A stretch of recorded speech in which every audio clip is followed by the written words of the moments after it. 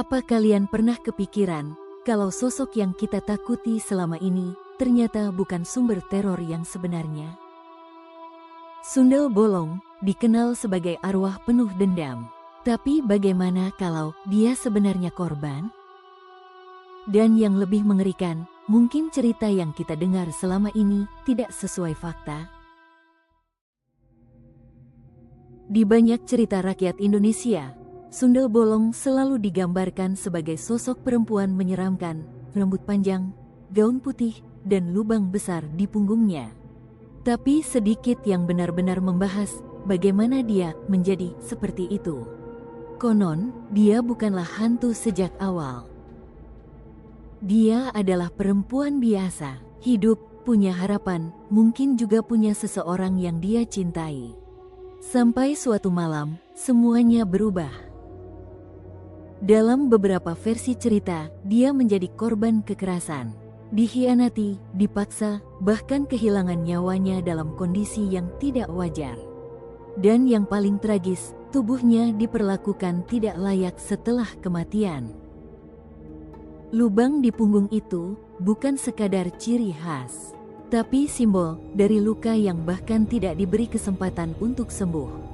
Sejak saat itu, dia tidak lagi kembali sebagai manusia, tapi sebagai sesuatu yang tidak pernah benar-benar bisa pergi.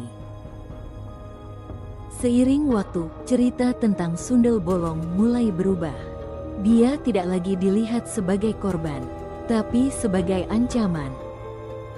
Katanya, dia muncul di malam hari, menggoda, mendekati, lalu menyerang.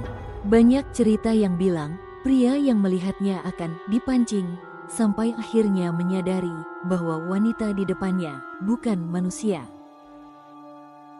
Tapi ada satu hal yang jarang dipertanyakan.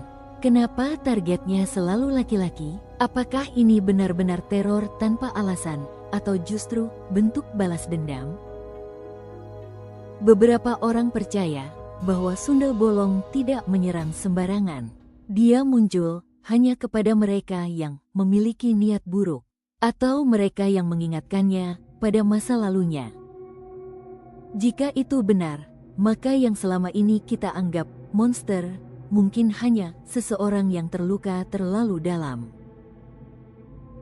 Yang membuat cerita ini semakin menyeramkan adalah karena kemunculannya tidak berhenti di masa lalu.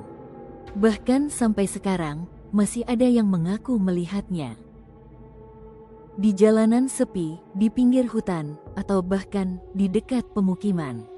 Ciri-cirinya selalu sama, wanita cantik, pendiam, tapi ada sesuatu yang terasa salah.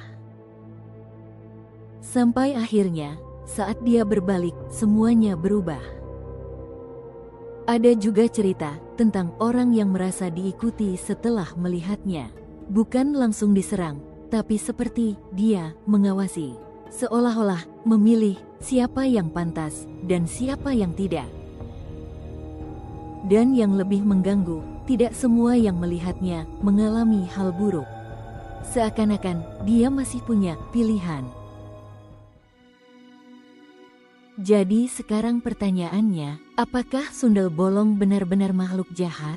Atau kita saja yang terlalu cepat memberi label tanpa pernah memahami ceritanya? Karena terkadang, yang terlihat paling menyeramkan justru adalah mereka yang paling menderita. Dan mungkin, yang membuatnya tetap ada sampai sekarang, bukan hanya dendam. Tapi karena ceritanya tidak pernah benar-benar didengar. Kalau menurut kalian, Sundel Bolong itu teror atau korban?